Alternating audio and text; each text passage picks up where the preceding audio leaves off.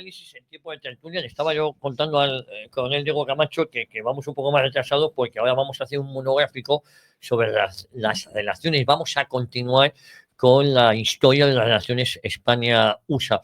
Y me recordaba también el coronel cómo el último caso de feminismo en el PSOE se da en Lugo. El presidente de la Diputación de Lugo, muy feminista él, resulta que tiene más de 6 denuncias, por el momento que se sepan 6, no más, por el momento que se sepan 6, de acoso sexual, ofrecida trabajo a cambio de intercambios sexuales. Todo es muy feminista, se le iba la mano a la entrepierna de las compañeras y no, las compañeras no, esto es feminismo, son solo compañeras, y también pues les decía cositas fuera de contexto. Ya saben que en la intimidad de la alcoba cada uno, pero hombre, igual en la oficina que te den azotes y que te digan no sé yo, pues no es lo más apropiado. Ese es el feminismo del PSOE.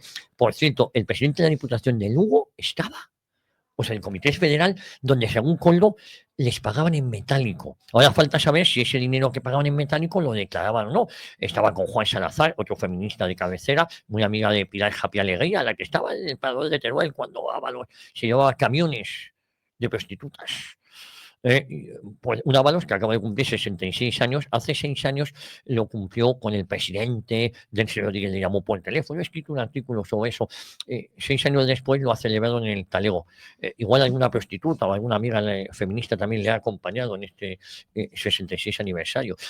Todo es muy feminista. Y luego está el masón Antonio Hernández, que ha sido apartado también, porque es otro feminista. Todos ellos en el Comité Federal que cobraban en metálico, según dice Coldo.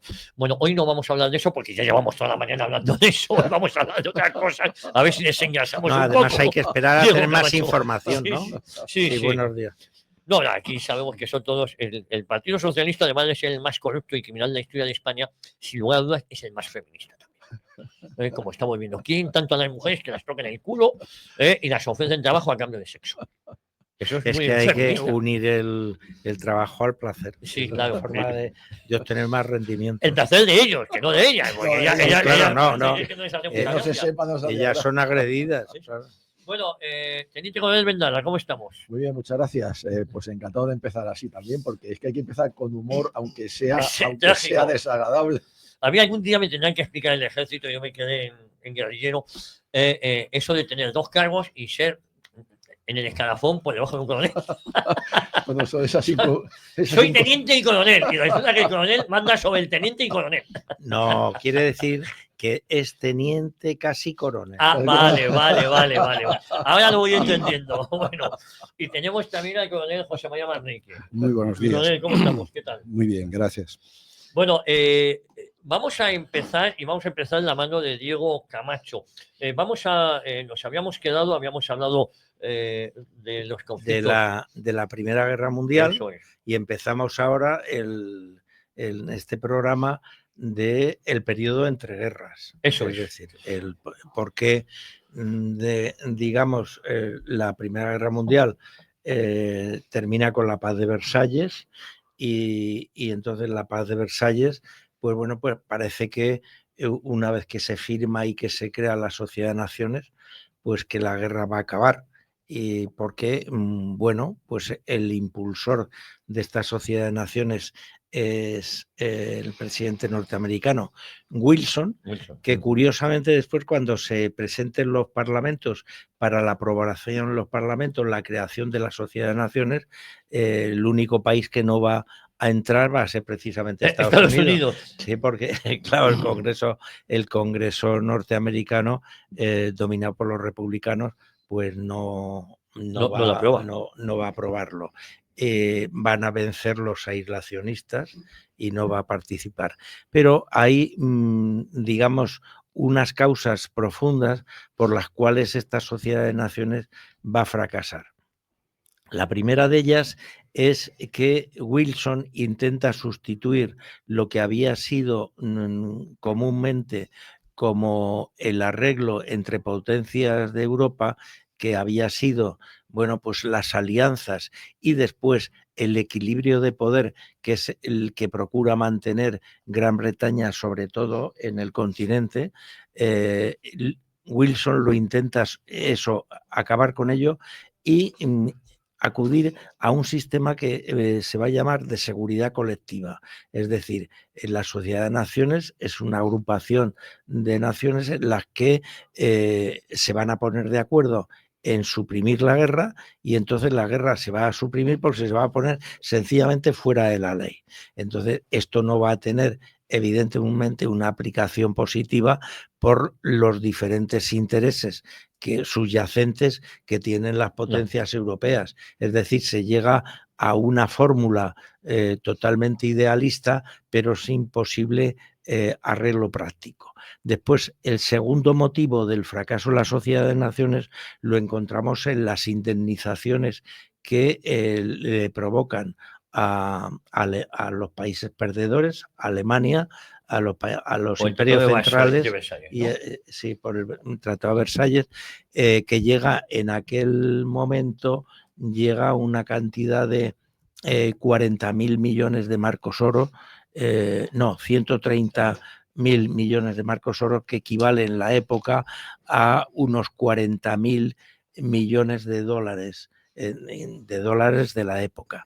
Entonces, estas indemnizaciones va enseguida a encontrar en Gran Bretaña el deseo de que se les disminuya para que Alemania pueda pagar y pueda a la vez desarrollarse, y por otro lado Francia, que tiene un pavor brutal desde la guerra franco-prusiana de 1870 y tiene un miedo brutal a la revancha de Alemania. Bueno, y entonces lo que le interesa es que Alemania quede totalmente sojuzgada para que no se vuelva a repetir. Por eso Francia está apoyando incluso la división del país. Entonces, y Gran Bretaña lo que intenta es que una vez que se ha derrotado Alemania, se vuelva a integrar en la comunidad de naciones. Entonces, esta diferenciación entre la política exterior de Francia y Gran Bretaña a lo largo desde 1920 a 1933, pues va a hacer, digamos, que no tome sentido práctico la organización de la Sociedad de Naciones. Y después, el último factor, el cuarto factor, es la inhibición de los Estados Unidos, como he dicho al principio, de ser el que propugna este modelo de relaciones internacionales y después no puede participar en él porque Wilson es derrotado en el Congreso. Bueno, estamos hablando ya del periodo que va de 1920 a 1918, cuando acaba la Primera Guerra Mundial, el Tratado de Versalles. Siempre se dijo que ese Tratado de Versalles, firmado el 11 de noviembre del 18, fueron las causas de la Segunda Guerra Mundial, porque se había humillado tanto a las potencias que habían perdido la Primera Guerra Mundial que ya no tenían futuro, se habían quedado sin futuro, y después nos lanzamos y nacen los nacionalismos exacerbados en reivindicar, o sobre todo en vengarse de ese ajuste de cuentas, que era imposible con esas penalidades que le imponen, sobre todo a Alemania, imposible que volvieran a desarrollarse, ¿no? Con lo cual, le daba igual ponerse en manos de quien fuera, como así sucedió. Y luego hablabas también de un distanciamiento que hay entre el Reino Unido y Francia, ¿no? A cuenta de Alemania, curiosamente, Alemania, sí. Precisamente porque Gran Bretaña lo que intenta es reintegrar a Alemania en la Sociedad de Naciones y, digamos, no quitarle las indemnizaciones, pero sí bajárselas a un punto que les permitiera, por una parte, pagar las indemnizaciones y, por otra parte, desarrollar la industria, que sería la forma de que no entrara el país en quiebra. En quiebra, ¿no? Eso. A ver, Paco Vendala y José María Manrique. A ver, yo quería puntualizar una cosa primero que a veces se olvida. Los Estados Unidos entran en la Primera Guerra Mundial de una manera oportunista. Entran en el 17, abril del 17, cuando los bandos están exhaustos, pero es verdad que Alemania se está sosteniendo. Entra en el 17 y apenas está un año en la Primera Guerra Mundial. Aporta armas, aporta tropas, por supuesto, vamos a decir, da la puntilla al bando alemán, etcétera, pero entra de una manera oportunista, en parte porque se tuvo que vencer la resistencia en general mayoritaria del pueblo norteamericano a implicarse en esa guerra, todavía no estaba preparado para ello, va a ocurrir todo lo contrario en la Segunda Guerra Mundial, pero hay que tener en cuenta esa, digamos, oportunidad que va buscando, un cierto interés. Luego, es verdad, como ha dicho Diego, que de una manera u otra se retira.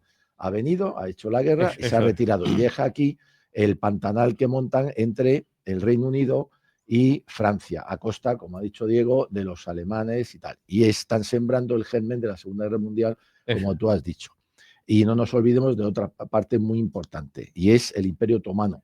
El Imperio Otomano, que venía siendo un imperio de hacía varios siglos, queda tocado, tan tocado que va a quedar destrozado a raíz precisamente de la Primera Guerra Mundial, que va a ser a su vez también, si Versalles es el germen de la Segunda Guerra Mundial, y de alguna manera, entre comillas, pero la va a justificar, porque no se puede humillar al vencido dentro de que hay que vencerle y a ser posible sin condiciones, pero no se puede humillar a toda una nación a posterioridad. No, y ahora, como tú hiciste esto, ya lo vas a pagar durante el resto de tu vida y te voy a hacer encima desaparecer del mapa.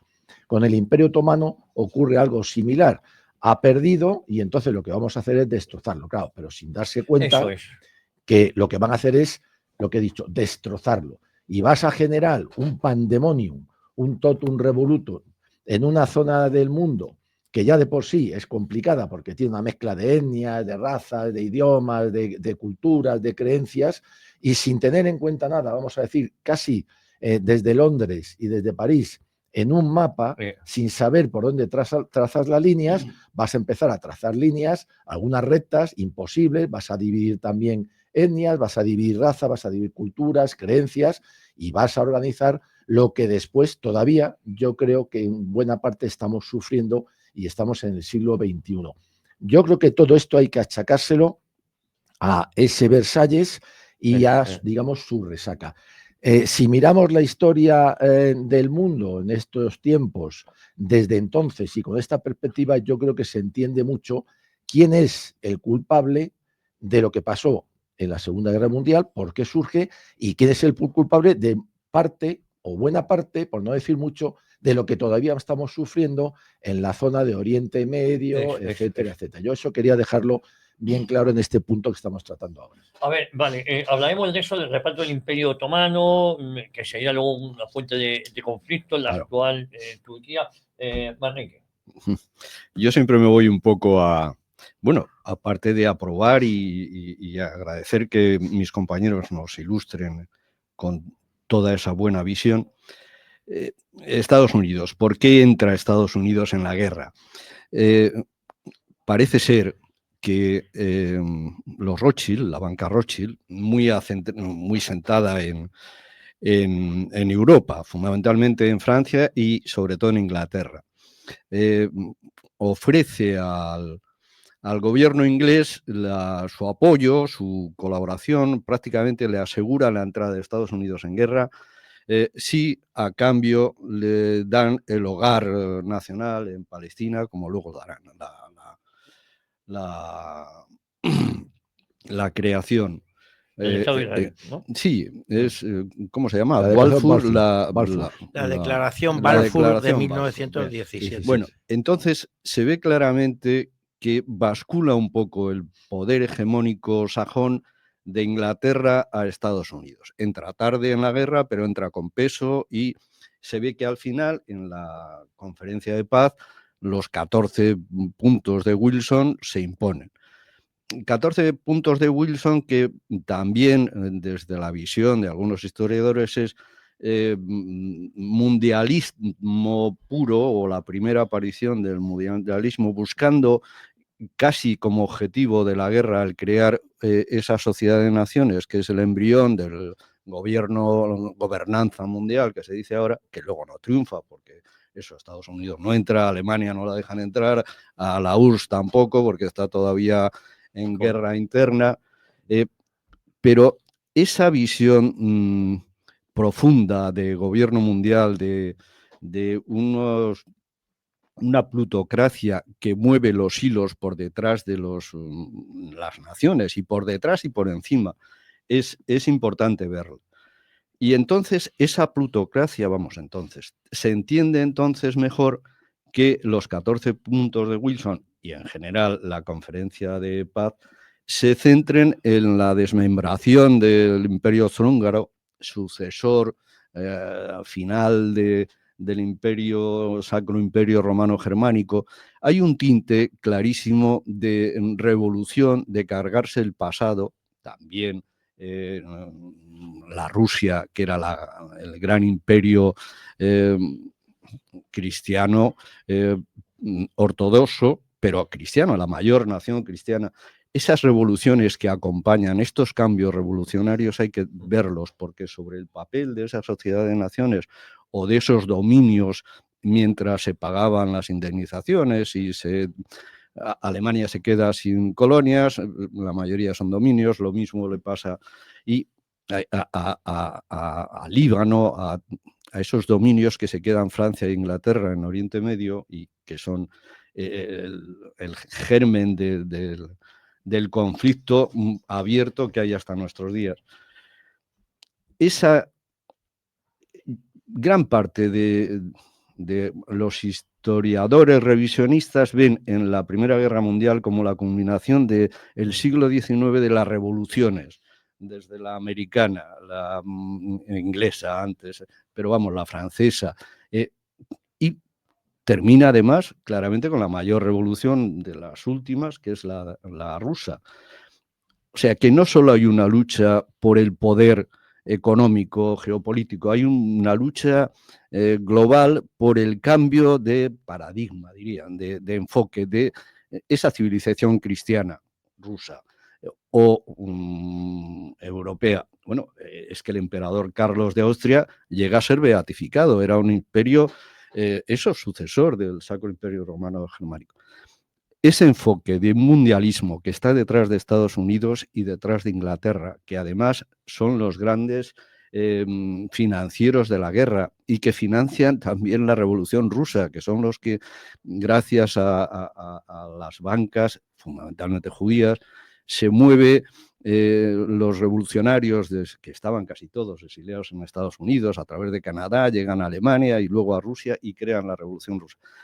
Esos movimientos entre bastidores son los que yo quiero aportar para tener un poco también esa visión, un poco revisionista, un poco más en la sombra del periodo que estamos hablando.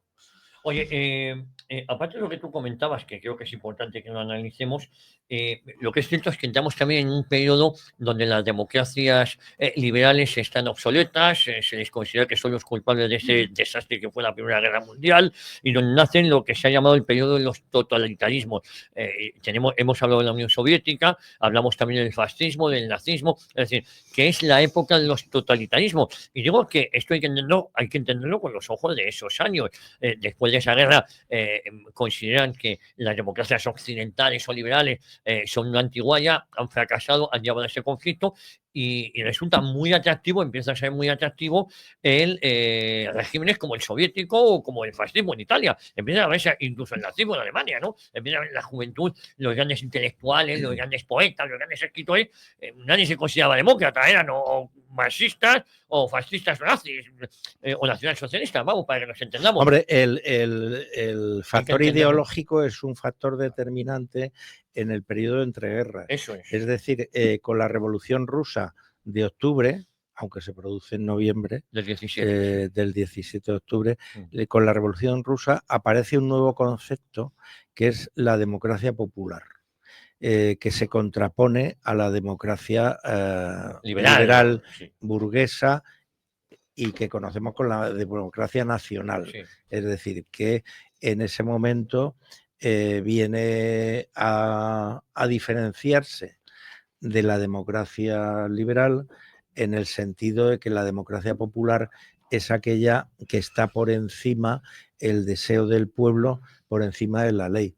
Y el que maneja la ley, el que maneja al pueblo es la vanguardia revolucionaria. Y la vanguardia revolucionaria que la lleva son los dirigentes los dirigentes revolucionarios. Entonces, claro, ahí viene una dicotomía que se vive hasta nuestros días, y en nuestro país, en España, muchas veces habrás oído, Javier, hablar a ministros y hablar al propio presidente del gobierno, de pronto decir, porque la democracia popular, no. En España no hay una democracia popular. En España legalmente hay una democracia, si quiere usted la llama burguesa, la llama liberal, pero es la democracia nacional, donde preside esa democracia el Estado del Derecho, del Estado de Derecho. Y el Estado de Derecho es el respeto a la libertad, el respeto a la ley y la división de poderes. La democracia popular, llamada popular, es otra cosa. Es una cosa de nuevo cuño y que es de carácter comunista, y que, como digo, ese poder lo detenta no la soberanía nacional, sino lo detenta la soberanía popular. Y la soberanía popular está mandada por la vanguardia revolucionaria. Eso es lo importante, claro. Y hay que apuntar a eso. Y entonces, esa vanguardia revolucionaria, ¿quién la constituye hasta que se cree el proletariado? Pues la constituye la vanguardia revolucionaria los dirigentes que llevan la nomenclatura del comunismo. Vale, y yo os pregunto, sí, no, le mata. Y después, una vez que aparece esto, aparecen dos movimientos, uno en Italia, que es el fascismo, y otro en Alemania, que es el nazismo, que tienen una raíz socialista también. Socialista y bueno, socialista y nacional. Y, bueno, vamos a ver. Sí, pero una raíz, quiero decir, ideológica, socialista. Lo que pasa que tienen un carácter nacional, a diferencia del movimiento bolchevique o comunista, que tiene un carácter internacionalista, es decir, que es la diferencia. Pero la cuestión de, ¿cómo diríamos?, de atender, digamos, las necesidades de la nación bajo un prisma diferenciado de los intereses burgueses del siglo XVIII y XIX. Vamos a ver, yo creo que es muy importante lo que acabas de decir, Javier, a renglón de lo que dice Diego. Hay que ponerse en el contexto del momento. Hay que ver también cuál es la condición humana y nos tenemos que ir a aquellos años. Y vamos a decirlo y vamos a hacerlo con toda claridad y también con los matices que se quieran. Es el año 17, la Revolución Rusa, que no deja de ser un golpe de Estado bolchevique, porque la revolución la hace Kerensky y demás. En el 21 asciende al poder Mussolini con el fascismo, y en el 33 lo va a hacer Hitler con el nacionalsocialismo. Van prácticamente concatenados. ¿Por qué? Porque la Primera Guerra Mundial ha sido un desastre de proporciones dantescas. Y el ser humano de ese momento, el ciudadano de todos los países, unos y otros, porque realmente todos han perdido, ha habido muertos a mansalva, se dan cuenta de que algo ha fracasado. Se viene de un siglo XIX y algo ha fracasado en todos los países. Entonces se mira qué ha podido fracasar. Habían caído ya las monarquías, quedaba alguna, el Imperio Austrohúngaro y demás, pero en fin, con sus problemas. Entonces se da cuenta de que se les ha metido en un túnel en el que han cascado como moscas y los desastres son terribles. Entonces reacciona. El ser humano reacciona. El ser humano no es tonto. Puede equivocarse, pero no es tonto. Dice, algo ha ido mal, hay que buscarle solución a esto. Y la solución va a venir. Como también hay un problema económico terrible porque todo ha quedado arrasado, pues a ver cuál es la ideología, cuál es la idea que de alguna manera me promete que vamos a vivir mejor, que es lo que queremos todos, desde el hombre de piedra hasta hoy. Y por otro lado dice que había un destrozo ¿de qué? De nuestra identidad. A mí me han destrozado Alemania, Italia ha destrozado, el Imperio Otomano le han puesto un cartucho de dinamita, ha saltado por el aire, sale gente por todos los sitios y vuelven a recuperar su identidad. Es un poco lo que está pasando ahora, no nos engañemos. A decir, vamos a ver, yo soy alemán, yo soy italiano, tengo mis particularidades, mi idiosincrasia, y yo esto es lo mío, es lo de mis padres y es lo que yo quiero dejar a mis hijos. Por eso se viste esa necesidad de mejorar económicamente, que el socialismo parece que es el que va a dar la solución a ese liberalismo, a esa democracia liberal que no lo había dado, que había terminado una guerra tremenda, junto con el patriotismo o el nacionalismo, vamos a llamar como se quiera. Y entonces es cuando surgen estos tres movimientos. En Rusia ocurre en cierta parte lo mismo. Ha dicho Diego, y es verdad, que el bolchevismo, el comunismo es internacionalista, por supuesto, pero tiene una raíz también nacional. Rusia está llamada a dominar el mundo. Porque no nos olvidemos que lo que se crea en la URSS es la Unión de Repúblicas Socialistas Soviéticas. Es decir, cada república nos vamos a unir bajo la égida de quién, nosotros, de Moscú, digamos. El PQ, claro. ¿Qué hace el nacionalsocialismo? Nosotros somos mejores y entonces nosotros vamos a poner solución a todo este follón que ha habido desde nuestra óptica. Y bueno, el fascismo de alguna manera también se va a unir, va a ser menos internacionalista. Así es como se estudia y se explica el por qué van a surgir estos cuatro ejes que son el bolchevismo, digamos, la Unión Soviética, el nacionalsocialismo en Alemania y después y antes el fascismo en Italia. Luego ya van a interrelacionar y va a acabar la cosa como va a acabar. Pero yo creo que es muy importante centrarse en ese momento y hablar con claridad. Está justificado de alguna manera por el desastre absoluto en que queda Europa, sobre todo. Yo decía que hay que verlo con los ojos de claro, la época. Claro, las democracias liberales pues las consideraban culpables de la Gran Guerra, ¿no? Claro. El fascismo es 1922, en octubre del 22. Bueno, cuando llega, no el 21. 21 la Gran Marcha. El 22, eso. Claro, pero por eso me parece muy bien que has dicho, no, vamos a ponernos en el contexto y no vamos a asustarnos de nada. Otra cosa es como derive. Eso es. Vale, y luego, todo esto, este cóctel lo juntamos con las relaciones de USA con España, cuando llegue el momento. ¿No? ¿Qué papel jugaba España en ese momento? España no había participado en la Primera Guerra Mundial, luego llega en... Bueno, España tiene un papel relevante en su alianza con Alemania, sí. Digamos, en el periodo 36-39, sí, que es poco antes de la Segunda Guerra Mundial. ¿Por qué? Porque, digamos, que Hitler intenta la anexión con Austria en un primer momento, y fracasa. Fracasa porque inmediatamente Mussolini envía tropas a Brennero y obliga a Hitler a retirar sus tropas de Austria, una vez que había asesinado los nazis austriacos al canciller Dollfuss. Sí. Entonces, bueno, pues hace fracasar esa anexión de Alemania con Austria. ¿Por qué lo hace Mussolini? Porque dice, bueno, y con razón, si Hitler se anexiona Austria, me van a pedir pasado mañana el Tirol. Claro. Y entonces él se opone a eso y entonces envía tropas a tal y Hitler se tiene que retirar. Entonces, en la participación de Italia en la guerra de España, lo hace con sus mejores tropas, es decir, las mejores tropas que tiene Italia las manda España, y por otra parte está la invasión de Etiopía, y entonces, ¿qué es lo que pasa? Que cuando Hitler ve que Mussolini tiene sus tropas bien empeñadas tanto en Abisinia como en España, pues ve el momento clave para volver a intentar el Anschluss y apropiarse de Austria. Entonces, España juega un papel, digamos, inconsciente, pero realmente es una herramienta clave para que Hitler pueda apropiarse de Austria en el segundo intento, cuando ya Mussolini no puede.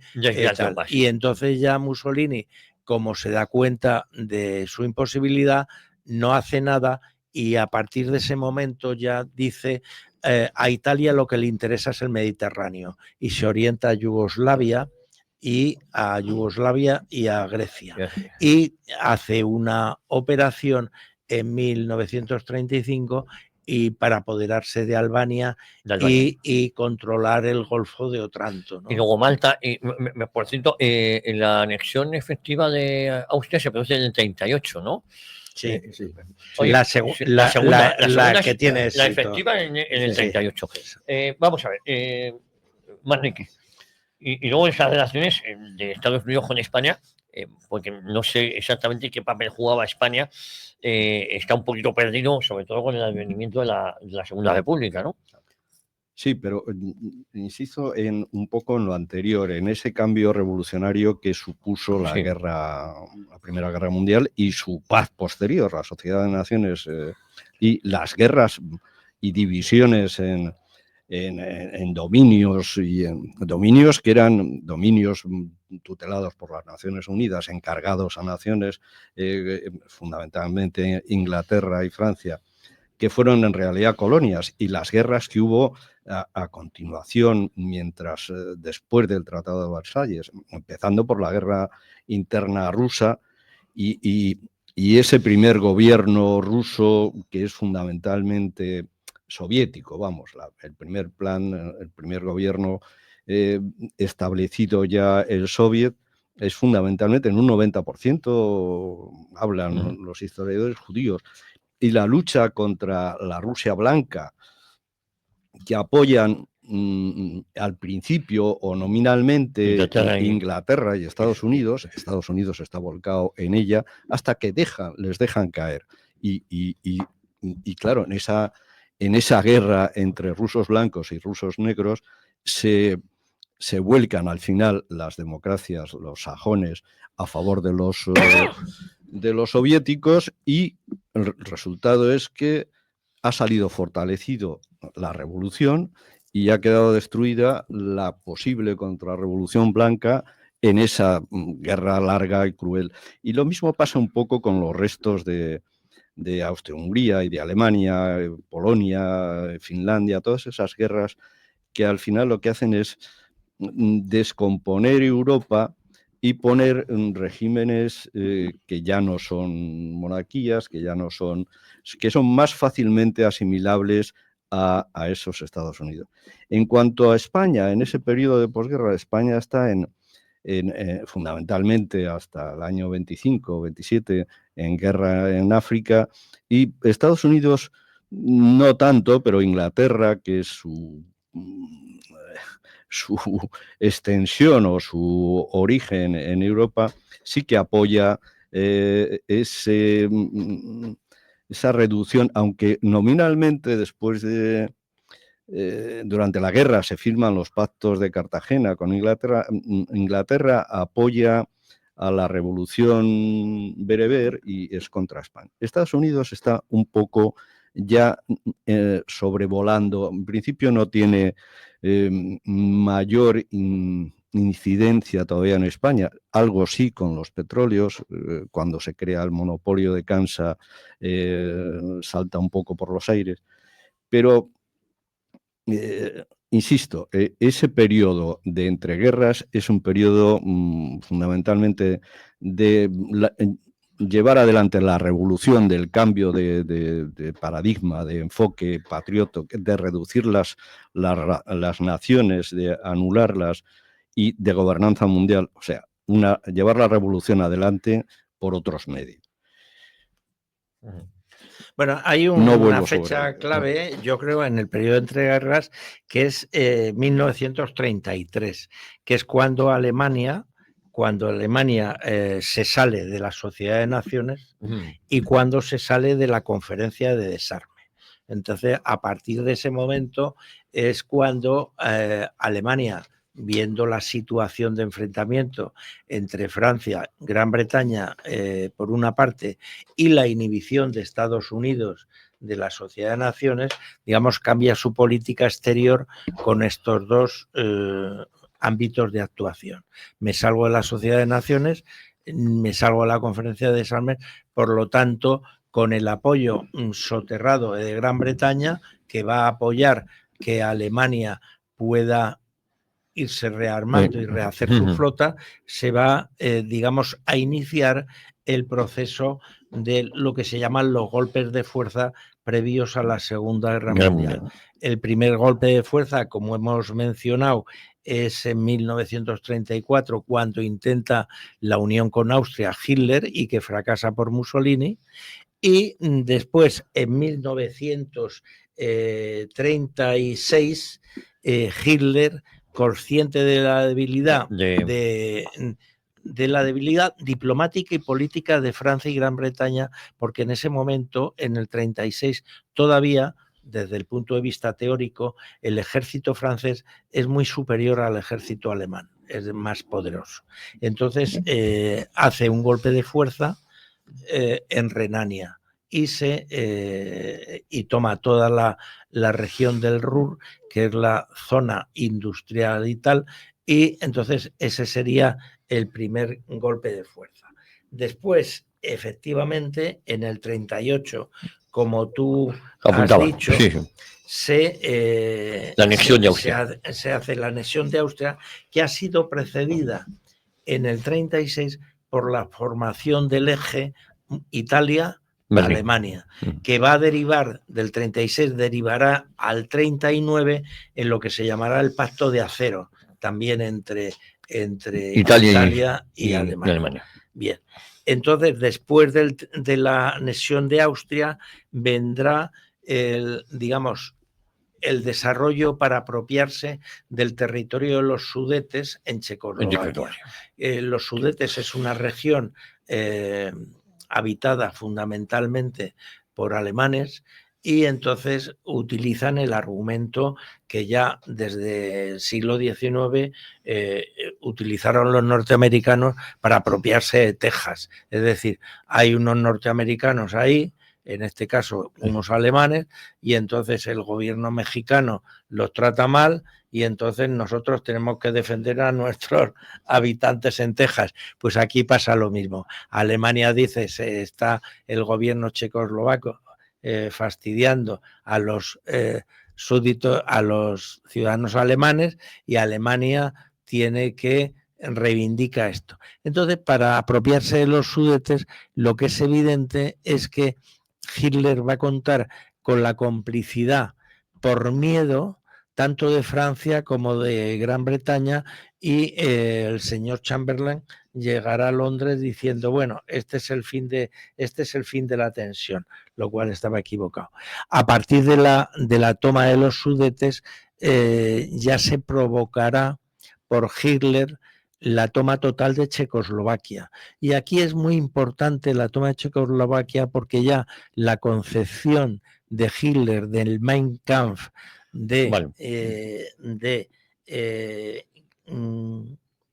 tomar el espacio alemán, es decir, apropiarse del espacio alemán, va a cambiarse por el concepto de apropiarse del espacio vital. ¿Y por qué? Porque en Checoslovaquia ya no hablan alemán, en Checoslovaquia hablan eslavo, entonces no son alemanes. Y entonces en Checoslovaquia va a ser el paso previo antes del último paso que va a generar el inicio de la Segunda Guerra Mundial, que va a ser la toma de Polonia. Vamos a ver, llegamos así al inicio de la Segunda Guerra Mundial. Vamos a ver. Yo quería dejar una cosa muy importante clara al hilo que ha dicho Diego. Danzig, cuando da esos golpes y esos pasos, ya aquí en España, tenemos a Estados Unidos, vamos a decir, alejado, nunca mejor dicho, inhibido. Ve esto como diciendo, ¿qué hacen estos otra vez? Que la cosa está rara, pero a mí en principio no me interesa. Y estoy en mi espléndido aislamiento. Efectivamente.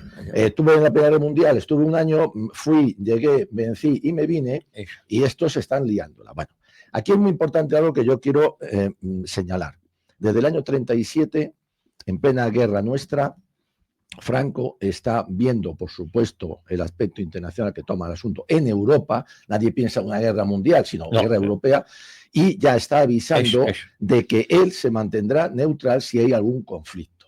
Y habla con los embajadores, que ya le van reconociendo poco a poco, con los aliados comerciales, en fin, y lo va diciendo, cuidado, yo no me voy a meter ahí, porque más bastante tengo. Cuando se va a producir lo de Danzig, él reúne a los embajadores francés e inglés, todavía no son embajadores, pero ya son encargados de negocios, y además y le dice algo muy importante, cuidado, porque ese paso esta vez no lo va a consentir ni Inglaterra ni Francia. No lo den ustedes, porque hasta ahora les han consentido pues una serie de golpes, como ya ha dicho Diego, y bueno, por debilidad diplomática, por debilidad de fuerzas armadas, por miedo, miedo a la guerra. Claro, yo estoy convencido de que si se hubiera hecho caso a Franco Y Danzig se hubiera quedado como una cosa, bueno, sí es alemana y alemanes, pero lo dejamos ahí, Sí. y el corredor, y bueno, Sí. llegamos a un entente cordial. Los ingleses y los franceses no No, habrían eso, tenido vale. la excusa De- a la que se amarraron después, con razones, para decir, cuidado, es que ha cambiado, como bien ha dicho Diego, la perspectiva. Ya no es el espacio alemán, sino es No. el espacio vital que llega hasta los Urales y Claro, hasta el es que- Pacífico claro. y hasta la madre que lo parió. Y eso es un cambio sustancial. Y yo por eso quería, digamos, volver a traer aquí la figura de Franco para decir, avisó, si Hitler en ese momento se clava, llega a un entente sobre Danzig, la que sea, una ciudad abierta, una ciudad internacional como era Tánger, Sí. administrada por todos o por mí, en fin, tal vez, digo, nunca se sabe, la cosa hubiera quedado ahí y el mundo hoy sería muy distinto. No se hace así, ese espacio vital llega hasta el Pacífico, hasta donde yo quiera, y entonces ya los otros no tragan. Y ahí va el tema. Y es cuando Estados Unidos, lógicamente, que ve que su hijo predilecto, su niño bonito, que es el Reino Unido, se ve acogotado, aislado, toda Europa ocupada, y dice, pues ahora tengo que entrar yo a sacarle las castañas del fuego que me la ha vuelto a liar parda. Y es cuando entonces ya sí que va a entrar en el 41 y se va a implicar. Tanto es así que esta vez, digamos, entre comillas, va a aprender de su, entre comillas, error de la Primera Guerra Mundial y dice, como yo vaya ahora a solucionaros el problema, me quedo.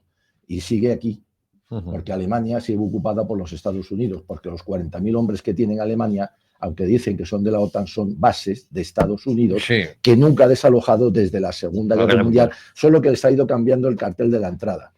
Es que en la Segunda Guerra Mundial, digamos, en 1941 entra a Estados Unidos, pero en 1940, después de la derrota de Francia, bueno, y de toda Europa Central, digamos, Gran Bretaña está completamente aislada, está completamente sola y realmente, digamos, tiene la suerte de que la maniobra de ruptura del frente por parte de Alemania, utilizando las Ardenas, divide, digamos, el ejército aliado franco-británico en dos, y tiene la suerte Gran Bretaña de que sus soldados están en la parte norte y pueden, abandonando casi todo su material, pues reembarcar en Dunkerque y salvar sus vidas y tal, y poder utilizar un elemento humano después para reconstituir un ejército.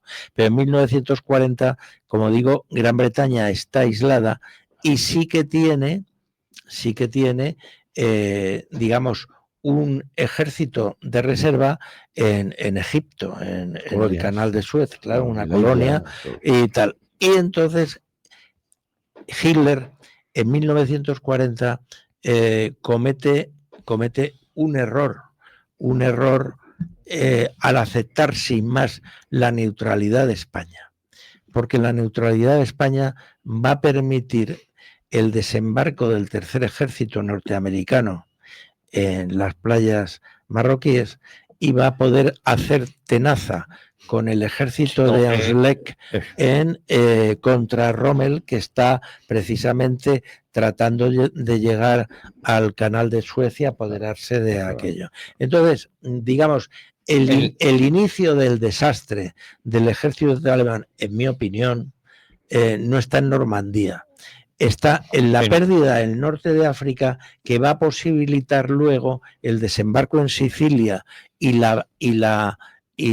el avance por toda la bota italiana, que va a generar una tenaza con el desembarco de Normandía, eso sí. Hay una cosa, antes de dar paso a Manrique, comete otro error, lo han nombrado de pasada, Dunkerque. Dunkerque es un gesto de buena voluntad de Hitler. Quiere llegar a un acuerdo con Inglaterra, piensa que va a llegar a un acuerdo y primero no conocía mucho a los ingleses y mucho menos a los americanos, que ya se estaban movilizando. Y deja irse a 300.000 soldados, que dos cosas, o los pillas o te los cepillas. Sí. Esto es un poema. Al enemigo o lo pillas o te lo cepillas. Y le deja irse. Son tres errores: Dunkerque, el norte de África y el más gordo, el ataque, la operación Barbarroja, Por supuesto. el ataque a la Unión Soviética. Soviética. Cuando en la Unión Dos, Soviética habían llegado a un acuerdo, Claro. yo por eso digo que estamos un poco desquiciados en ese sentido de que luego en la entrada en Japón, que eso también siempre hay muchas dudas del ataque de Pearl Harbor, pero lo que no es menos cierto, y luego está lo cambolesco, la actuación de Rudolf Hess, ¿no? Ya no sé, te quiero decir que todo enlazado, no hay situaciones que no se entienden, o a lo mejor es que es verdad que Alemania pensaba en que podía llegar a un acuerdo con el Reino Unido, sí, porque nunca le vieron. Era su aspiración, más que llegar, era su aspiración, ¿no? Claro. O sea, su aspiración era llegar a un acuerdo con el mundo anglosajón, que en ese momento está liderado por Gran Bretaña, aunque después, a la salida de la Segunda Guerra Mundial, la gran potencia va a ser Estados Unidos. Pero en ese momento, realmente, quien está dirigiendo esos intereses anglosajones es Gran Bretaña. Bien es cierto que Gran Bretaña, en esos 2 años antes de que entre Estados Unidos en la guerra, va a contar con el inestimable apoyo del presidente Roosevelt, que va ante la reticencia de la opinión pública norteamericana y del Congreso en participar en la guerra, sí que va a sacar aprobada una ley que se llama de préstamos y arriendos, que va a permitir al gobierno británico, digamos, estar siempre bien de liquidez para reactivar su industria y para comprar materias primas. Claro. A lo que has dicho, Javier, sí, del desquicie, acuérdate de lo que decían los romanos: si en la soberbia ciega a los dioses, imaginaos lo que hace con los mortales. Es un poco. Oye, hay un oyente que me dice que Austria se anexó a Alemania por voluntad propia después de aquel referéndum, y no como Ucrania a la Unión Europea con el golpe de Estado del 2014. Bueno, es que una vez que en el 38 se anexiona Austria, evidentemente Hitler monta un plebiscito que gana. Pero bueno, realmente no hay que olvidarse de que en el primer intento de unión con Austria manda asesinar al canciller Dollfuss y bueno, aquello fracasa evidentemente porque los italianos ven peligrar su posesión del Tirol. Bueno, a ver, matizas, estoy de acuerdo con lo que decís. En cuanto al norte de África, la palabra clave es Gibraltar, es el Mediterráneo, es Suez, por un lado, que es inglés, que viene de la India y de Medio Oriente, de esos dominios. Y Marruecos, que está controlado a medias por Vichy, porque está solo a medias. Pero entonces, si España hubiera entrado en la guerra, si no hubiera sido neutral, evidentemente todo el poder francés en África se había derrumbado. Y el Mediterráneo se hubiera cerrado, hubiéramos perdido las Canarias, en fin, es un poco ya ciencia ficción, pero no cabe duda que Gibraltar, como se dijo en entonces, decidió la guerra.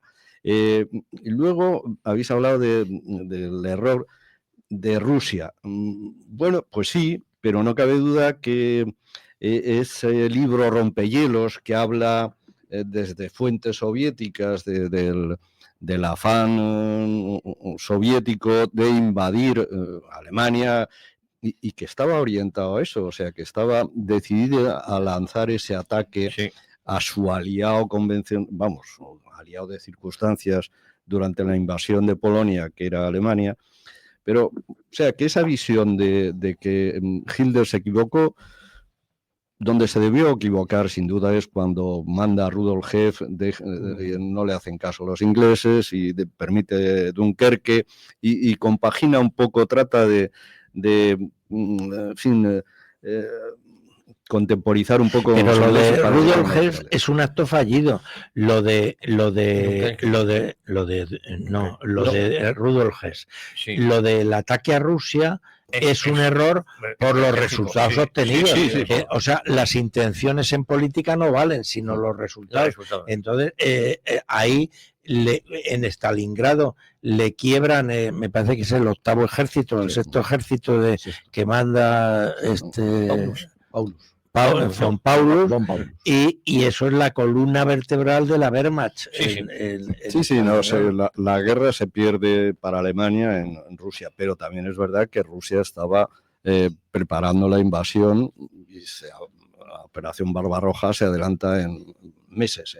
Bueno, en pocos y luego días. Pero bueno, no hay que olvidar también que Italia ataca a Grecia sin avisar a Alemania, eso es tras la Sí. operación Barbarroja, en caso que fue un Claro. desastre aquello. Bueno, Porque no, Italia se pone a atacar a Grecia y los yugoslavos no quieren entrar en el acuerdo tripartito de Italia, Alemania y Japón, y entonces Alemania tiene que distraer, como tú dices, Sí. muchas tropas para controlar el Mediterráneo oriental y para controlar el Adriático, claro. Bueno, y no hay que olvidar, y hay que recordarlo porque se olvida, que la Segunda Guerra Mundial, el 1 de abril del 39, Hitler se come media Polonia, pero el día 15 la Unión Soviética se come la otra media, hace lo de Cantín, se come los países bálticos, se intenta comer Finlandia, y los ingleses no le declaran la guerra. Que es un misterio Eso siempre lo pregunto. un misterio o menos. Bueno, claro, Bajo cuerda era bueno, Navidad. hay una anécdota que quiero contar, y es que en la reunión en Teherán le dice Stalin a Churchill que debería fusilar a 50.000 oficiales franceses de Vichy y tal. Y entonces Churchill se levanta y se va, no le dice nada, se va de la reunión y sale Stalin detrás diciéndole, hombre, no te vayas, que es una broma. Y claro, después Churchill comenta, hombre, bromas después de las fosas de Katyn, claro. No me cuentes historias. Claro. Sí, que fueron donde suelen ser unos 45.000. Sí. Bueno, oye, y luego le echaban las culpas a los alemanes. Bueno, vamos ahora, ya la guerra está prácticamente perdida y nos vamos a las conferencias de Teherán, Yalta y Potsdam. ¿Cómo queda? ¿Y cuáles son los acuerdos? Y luego vamos al asunto de la bomba atómica. Bueno, vamos a ver, las tres conferencias que tienen lugar empiezan cuando ya hay una sensación de victoria, es decir, ya se ve que es posible la victoria. La primera conferencia es la de Teherán, que digamos no llega a nada concreto. La más importante es la de Yalta, que es la que está en medio, y en las tres se ponen en evidencia tres posturas que son diferenciadas. Para los Estados Unidos, el objetivo en las conferencias es conseguir que la unidad de las tres grandes potencias no se rompa, y el objetivo esencial es la victoria. Es decir, no perderse en otras disquisiciones colaterales de después de la guerra, lo que va a pasar, sino la victoria. Norteamérica quiere la victoria y no quiere plantearse ningún compromiso más. Por su parte, Gran Bretaña, lógicamente, que es país europeo, le interesa la victoria, pero ya la da por segura, y lo que le interesa es una serie de acuerdos para ver cómo tiene que quedar el Mediterráneo oriental y sobre todo Europa oriental de cara a la posguerra. Vale. Y la postura soviética es que a nosotros no nos interesa hablar de nada de después de la guerra, sino que después de la guerra, donde hayan llegado nuestros ejércitos en base a esa ocupación que cada uno tenga, entonces nos sentamos en la mesa de negociación. Es decir, que las tres conferencias de Teherán, Yalta y Potsdam va a ser una especie de rigodón de esas tres posturas diferenciadas, en donde se verá, por ejemplo, que los norteamericanos, como he dicho, pensando solo en la victoria, cometen un gran error. El general Eisenhower. El gran error de Eisenhower es dirigirse directamente a Stalin y decirle, bueno, hay que ponerse en contexto que estamos en un momento donde Franklin Delano Roosevelt está muy enfermo y está a punto de morir y tal. Bueno, pues entonces en ese momento el general Eisenhower le manda un cable a Stalin diciéndole que los objetivos estratégicos de los aliados en modo alguno son, y del ejército americano, son desplegar para llegar los primeros a Berlín. A Berlín, no. Con lo cual, el tío Pepe, como le llamaba Churchill, sí, ve que le hacen un regalo de narices porque, claro, cuando estás en los últimos meses de la guerra se monta una carrera en ver quién llega a la capital alemana primero. Y entonces esta cuestión de que hace Eisenhower es un regalo a Stalin y es lo que después va a dar lugar a que cuando se empiecen las negociaciones de lo que va a ser la posguerra, los que están en Berlín son los rusos. Sí, claro, efectivamente. Oye, llegamos, sí. Marnica, a mí me gustaría también, además de estas 3 conferencias, hablar del asunto, porque hablamos de que la guerra en Europa ha terminado, pero queda la guerra del Pacífico, y esta se acaba con una tremenda decisión también, que es la bomba atómica, que luego marcaría los próximos 50 años, ¿no? Porque quien tenga armamento nuclear, y luego ya lo enlazaremos en el próximo episodio con España, el proyecto islero, quiero decir que es muy importante lo de la bomba atómica porque marca también un antes y un después, ¿no? Eso es lo que va a hacer que Estados Unidos salga de la Segunda Guerra Mundial como la gran única superpotencia. Eso es. Porque la Unión Soviética no se la va a considerar como tal hasta el año 1949, cuando consigue la bomba atómica. A ver, por dar unas pinceladas más en las reuniones, en las cumbres, la de Casablanca es importante, que es al principio del año 43, y de alguna forma ahí Estados Unidos da las bendiciones al sultanato, que luego rey Mohamed V. Ahí nace Marruecos de alguna forma y lo reconocen, y Hassan, segundo niño, se sube en un tanque y ahí se reactivan las relaciones entre Estados Unidos y Marruecos, y de ahí va a nacer Marruecos. También está la de Bretton Woods, que crea el Fondo Monetario Internacional antes de Yalta. Pero bueno, la bomba. La historia de la bomba, que tiene muchos matices, incluido la posible bomba alemana, que no usa, pero que en gran medida, o parece que junto con otros adelantos técnicos y uranio y los planos, y en un submarino llegan a Estados Unidos, y es la de plutonio. Se dice que de las 2 bombas que tira a prueba a Estados Unidos, se llama probar, en Japón, en las 2 naciones con mayor población cristiana, católica, Hiroshima, Nagasaki, y precisamente también de alguna forma cuando ya Japón se está rindiendo, y como amenaza y como prueba, mirando sobre todo a esa Rusia crecida que se va a comer Europa, deja la muestra de que Estados Unidos tiene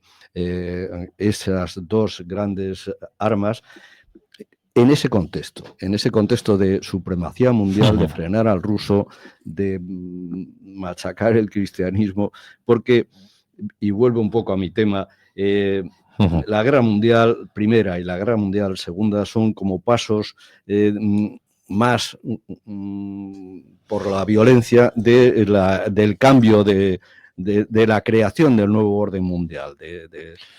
Y ahí está estos presidentes norteamericanos, que son masones todos hasta esos matices quería dejar yo, y yo creo que ya las he dicho, aunque sean mal hilvanados.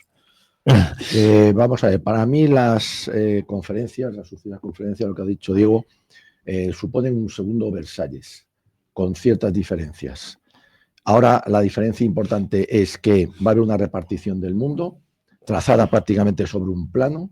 Se va a coger unas naciones que deben ser prácticamente anuladas, no voy a decir estoy anulados porque han sido las culpables, esto se ha acabado, y los demás no vamos a repartir. Y yo soy Estados Unidos, y él ve el momento, por lo que ha dicho Diego, es realmente la superpotencia, la única, encima ha tirado 2 bombas, con lo cual ha demostrado que le da exactamente igual y que igual que tira 2 puede tirar 27, Eso es. cuidado conmigo, y lo que va a decir es, ahora soy yo el que mando. Estamos viendo, él ve el momento en el que va a llevar a efecto su destino manifiesto. El mundo ha tenido una Primera Guerra Mundial porque estos están idiotas, yo vine, me fui, hemos tenido una segunda que ha sido la leche, con perdón, me voy a quedar porque estos son como niños, encima niños traviesos, y yo tengo que gobernar el mundo. Empieza ese mundo unipolar, que todavía nos dura hoy, aunque empieza a flaquear, y además yo tengo la bomba atómica y encima soy capaz de tirarla. Así que cuidado conmigo. Y reparte. Le da a la Unión Soviética una parte porque dice, bueno, me da exactamente igual, como ha dicho Eisenhower, dice, bueno, este es nuestro amigo, no se da cuenta de quién es entonces todavía Stalin, y parece mentira, los alemanes deben ser anulados, hay que gobernarlos, hay que gobernar el mundo, y este soy yo, ahora no me voy a ir. Es el destino manifiesto del siglo XIX que ya vimos en aquel episodio. Y al mismo tiempo, año 48, va a haber también la posibilidad, que ya venían juntos, de la eclosión del sionismo. ¿Con qué? La creación de Israel. Y ahora, además, yo voy a hacer un favor, Balfour, 17, a los que para mí me van a servir también para imponer mi criterio en qué, en una zona tan importante como es Oriente Medio, donde ya se sabe el petróleo, etcétera, etcétera. Y además son unos países creados ficticiamente, trazando una línea, todos son líneas rectas y ese asunto. Por lo tanto, ahora empieza yo, ya no me voy, ya me quedo, es mi destino manifiesto, el mundo lo tengo que gobernar yo, porque si no, estos cada 20 años montan un pollo de muchísimo cuidado. Hablando en plata, no en poco.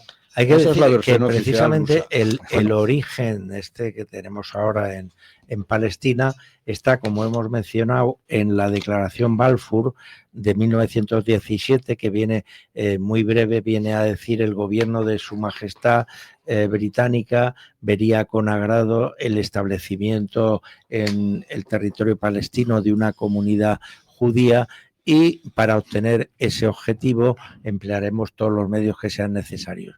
Entonces, esta declaración Balfour, que va en al final de la Primera Guerra Mundial, en 1917, a romper los acuerdos previos que había habido entre Gran Bretaña, Francia y Gran Bretaña y Francia, que eran el Tratado Sykes-Picot de 1916.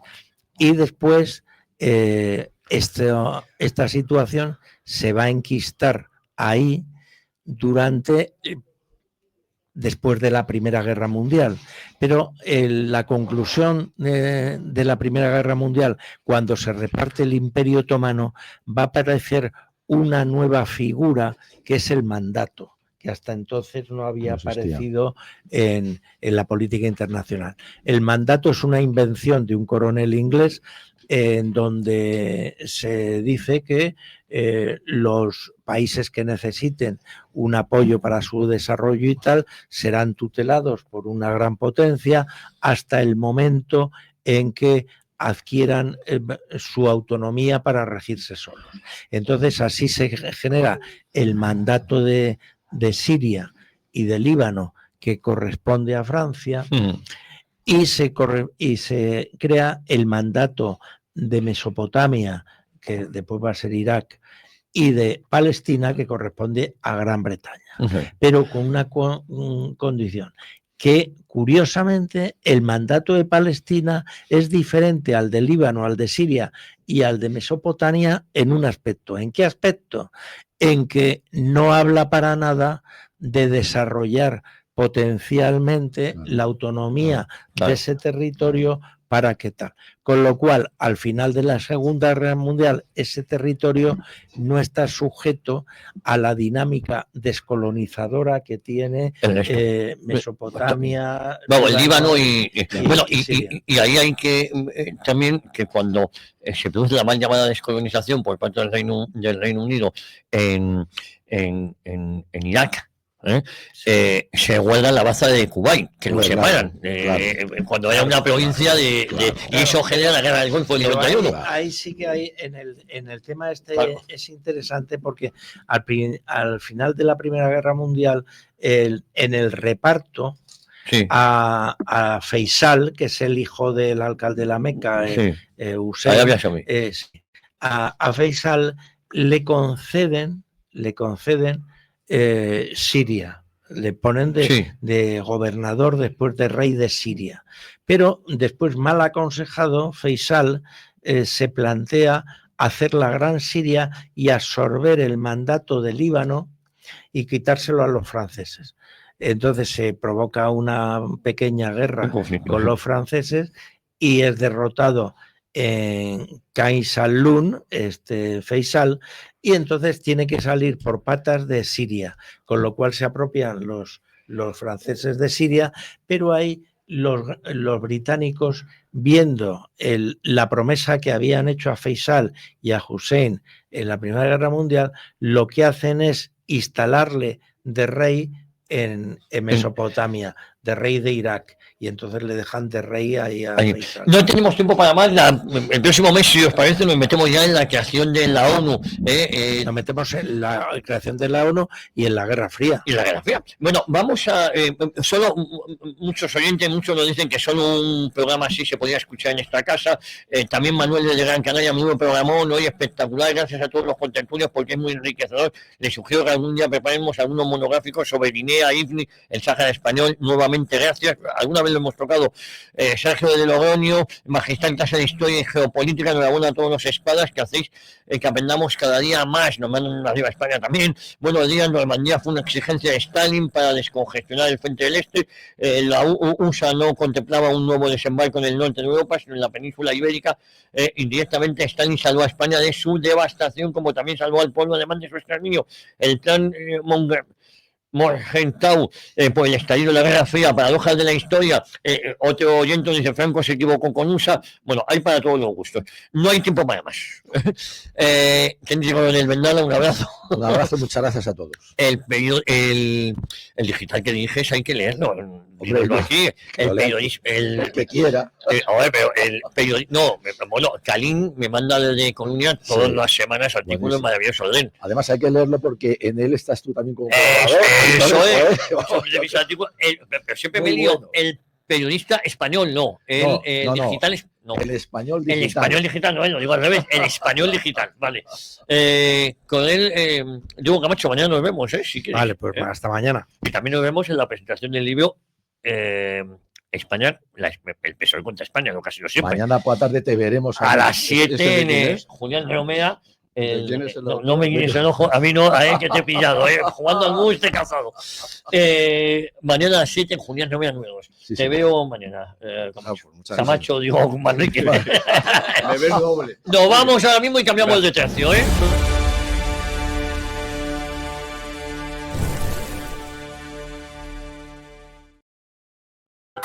Japón, Islandia,